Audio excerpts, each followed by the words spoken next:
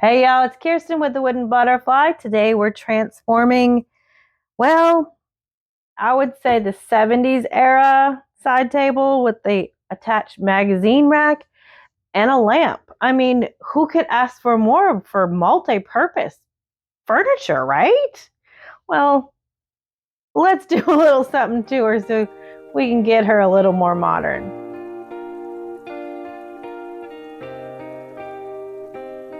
So here is what the design that I've come up with. So that'll be the top, and then the bottom, so right here, will be rattan. So the first stop was heading into Home Depot. I picked up some painter stir sticks, and some wood filler. So I had a few different ideas, but I think what I landed on was something that I could put outside. One, it would have storage up down below, but also I can do it in some fun bright colors as well. So I think this will be an outside porch sitting piece of furniture. It is such super solid wood that I thought that'll be perfect for outside, so we're not, delaminating and stuff. So I'm going to use a few of these painter sticks cut into pieces and some of this rattan that I bought off of Amazon let's see what we can come up with. But first, what we have to do is clean her up, take her apart, and see what we're working with. The first thing we're going to do is I'm noticing this is really loose, so let's see how we can take this apart. I would think that it just comes right off, so let's see what we can do.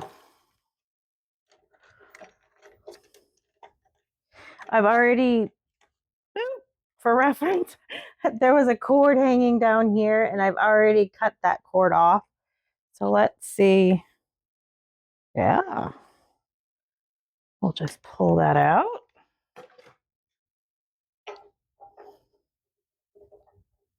Okay. Oh, I don't even need these pliers. It's coming right out.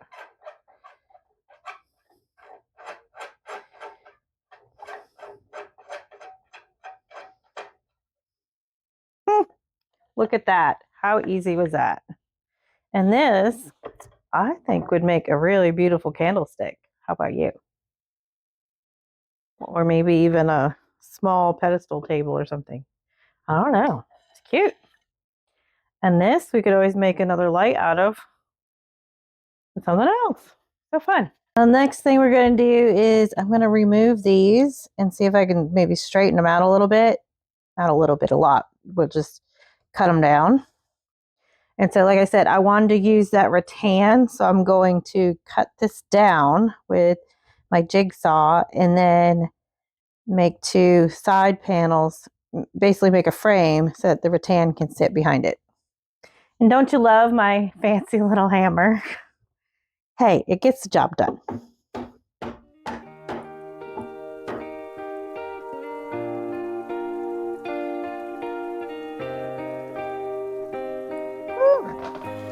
She looks better already. Now, there is some warping up top from some water damage and a crack down the center. And that's where those painter stir sticks are coming from. I keep wanting to call them popsicle sticks, but that's not what they are. So we're going to do a little sanding to kind of level out the hump. We may even have to put a little bit of Bondo on here so that it levels out. I'm not going to worry too much about, we might put a little bit of glue in there and clamp it a little bit so that, it doesn't split anymore.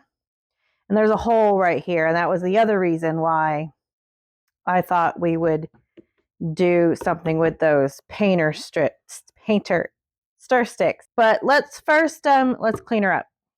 Let's get some white lightning and go to town. And if you've seen any of my videos, you know the drill. We're going to spray the white lightning. We're going to scrub away, and then we're going to rinse off the residue. And that's it. All right, now that it's cleaned up and taken apart, let's go ahead. We're going to take her outside and cut these strips down so that they are maybe about 1.5 inches or so wide, and then probably the width of this, or wide this is. And then we will go ahead and sand the top to see if I can level out some of that warping. Let's see how we do. Join me outside. Well, I used my coarsest grit sandpaper, and I sanded and sanded and sanded, and I tried to clamp that crack together, and nothing was budging. I needed like a belt sander or a planer or something. So let's Bondo.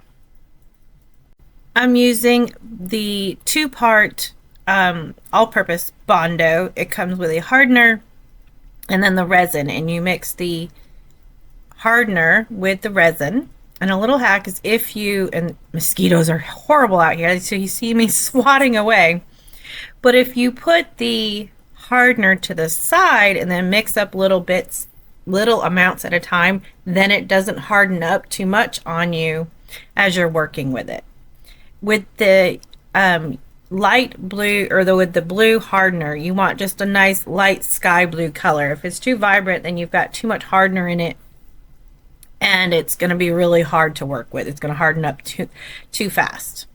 So I just spread that on with a popsicle stick, and then I'm taking another popsicle stick to kind of level it out. I had to put on several layers to kind of get it there, but we got a level them out.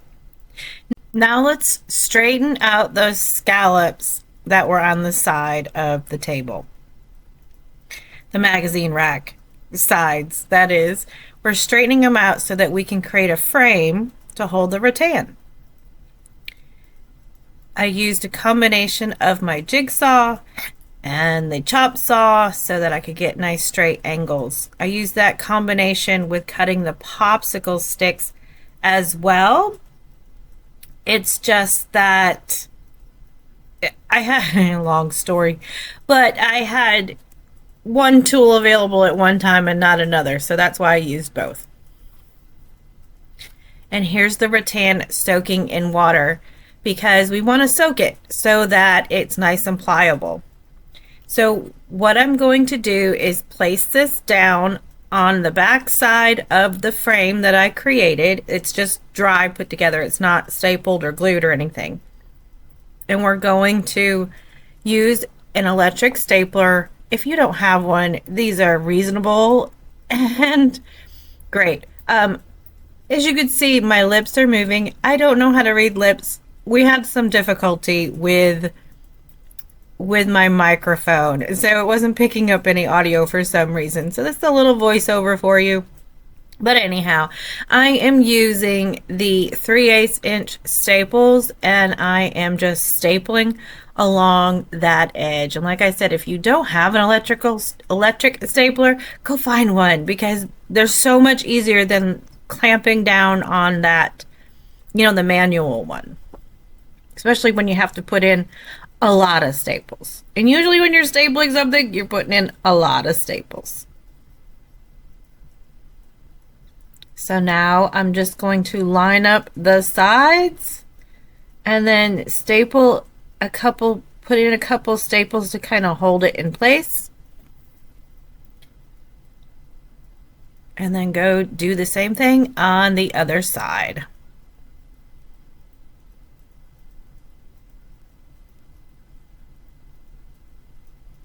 And now we're just going to run a line of staples all along the side that is perpendicular to the bottom row that I just put on.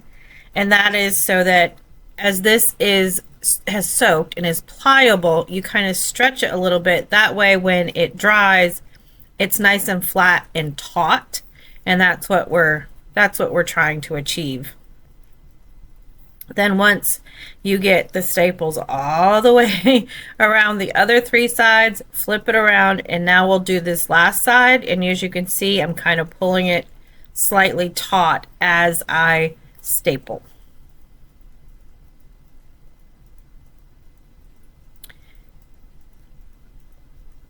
And there it is. That'll be the front side, and there's the rattan in the middle. It would look really pretty if you left it natural.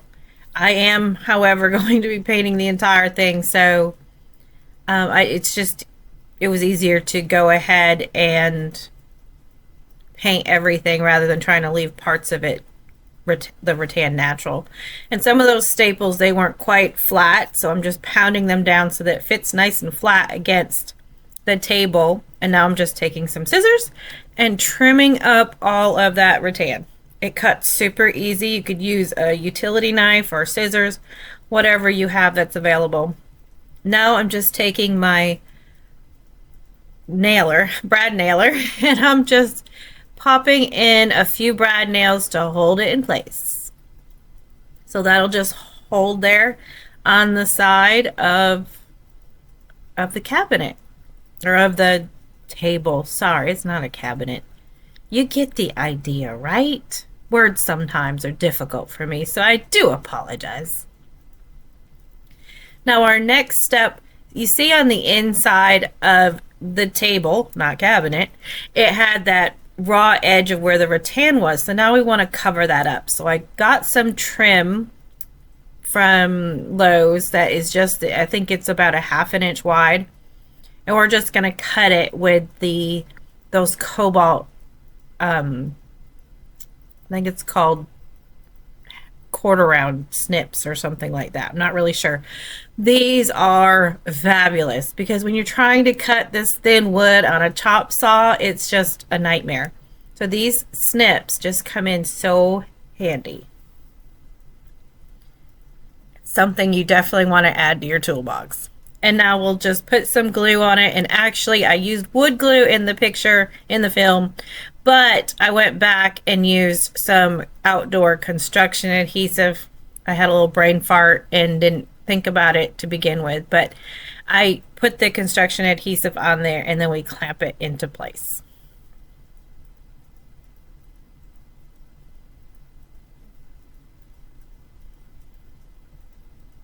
Any type of clamps will work in this case. I just grabbed what I had handy. We always seem to lose them for some reason. I need to come up with a better system of keeping them stored. I think that would help. And now just take some wood, that wood putty that we picked up at Home Depot, and we're just filling in all the holes, any cracks and crevices.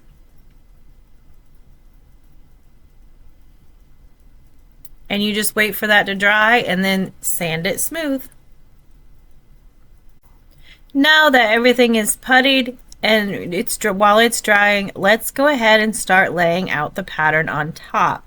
What I did is I took 3 paint stir sticks and I measured how wide it would be with them lined up together, and I cut them lengthwise the same distance so that we have a width. Remember the pattern that I showed you before?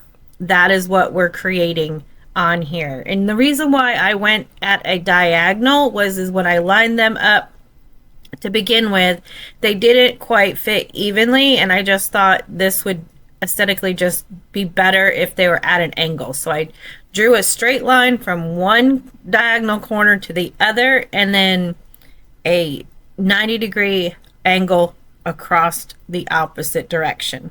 And that's where we're lining the pattern up. And right now I'm taking a green pen and I'm marking all the ones that are going to be painted green and all those that are going to be painted white. And my supervisor, he just stopped in to make sure that I was doing everything properly. But I took the white paint and the green paint and I watered them down somewhat so that we could get a nice base coat on all of these pieces of wood. So because the raw wood really soaks up the paint and doesn't go on evenly, so I always like to give it a nice wash first. Then I lined them all up after they were painted, got them nice and straight, and I put a piece of painter's tape to keep each block together. So that way when I go to line them up on my table, they'll be easier to do. So I got some Gorilla Construction adhesive. This is for outdoor use since I told you I was going to be putting this outside.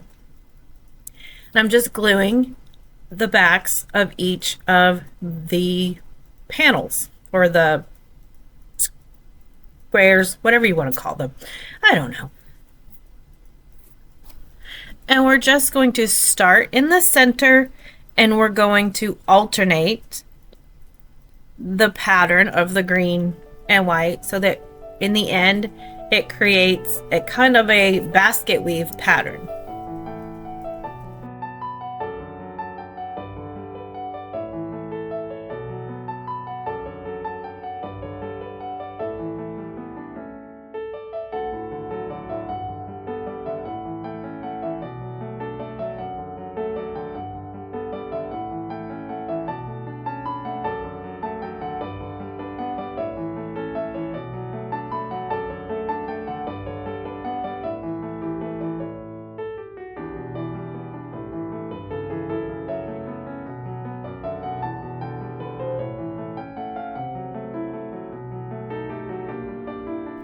If you're enjoying this video so far, go ahead and smash that like button. And if you'd like to see more videos that are similar to this, you can go ahead and click that subscribe button. And also hit that notification bell and you'll never miss a video. Now that we have all the main blocks in place, we're just pressing it down, and now we're going to put some boards on top to let them dry overnight. So I put some boards on top, and then I was looking for something heavy, and lo and behold, I found my paint supply. And Lord knows I know that's heavy. Well, it's about to get messier anyhow. So we're going to start with the underneath and we're going to get inside there. And so when we get inside is where it's going to get a little messy because inevitably I get it literally up everywhere. Basically why I'm even doing the bottom is so that the entire thing is covered in the color that I'm doing so that it looks like this was the completed piece. So it looks like this came off a showroom floor. So even though it's handcrafted and painted, we want it to look as professional as possible. So that's just my theory. But I always do underneath first and work my way out, and inside work my way out so that we don't scuff up, the outside trying to maneuver it and whatnot. So let's get started. I'm using a mini, I think it's called mini brush from Dixie Belle. And I'm painting in the color that was custom. So I did not have enough. I know you're going to look and say, is it half green and half blue? No, it is a Kelly green, but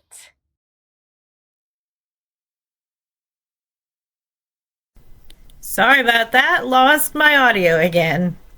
Basically, it's a mix of tree frog green, evergreen, cobalt blue, and kernel mustard.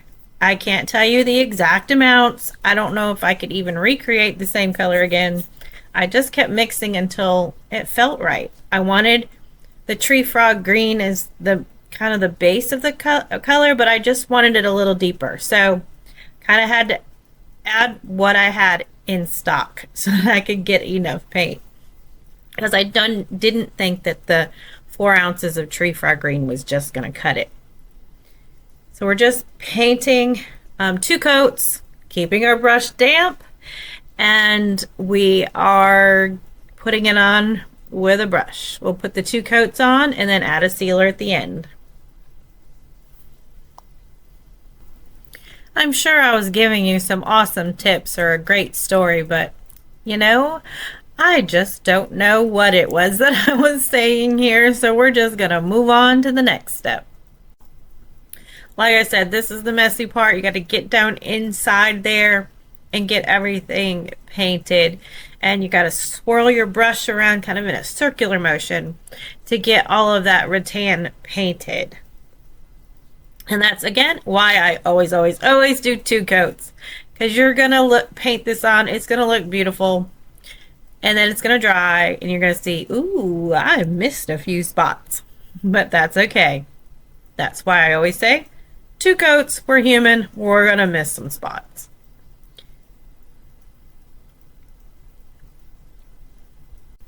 Now that we have everything underneath and inside painted, we'll work our way to the outside.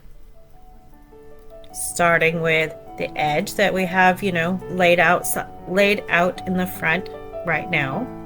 We'll just get the tops of those legs, that frame around the rattan.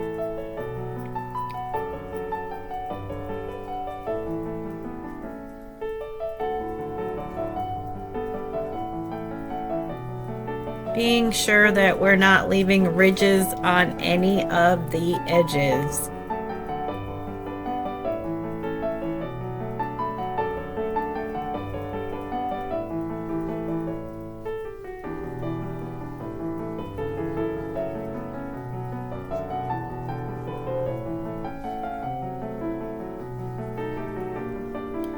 This mini brush gets into all of the nooks and crannies and all the angles so nicely, and it fits great in your hand as well. You do a lot of painting, your wrist can get kind of sore.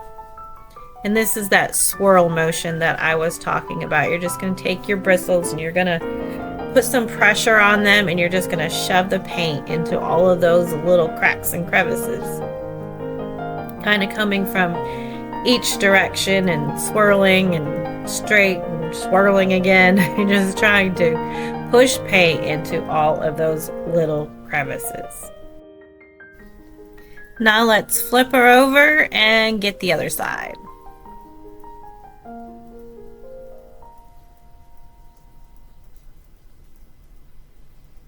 As you can see, there is some sanding that is done because I was trying to level out some areas, because this was, I think, handcrafted to begin with. So there were some, discrepancies with where some of the lines lined up and whatnot. But for the most part, with this type of paint, there is no priming that you have to do if you have a solid wood piece. We're just going ahead and we're putting that paint on there. If it was a lighter color, I may have done some stain blocking primer, but I am not worried about any bleed through with this particular piece in this particular color. Now I'm not worried about painting the sides because I have cut 1x2 strips, and that is what's going to line around the outside, like a kind of framing out the top after I cut all those little pieces of the paint strips away, of course. And here's what the top looks like right now. I added in the pieces that I cut off of the bulk little squares.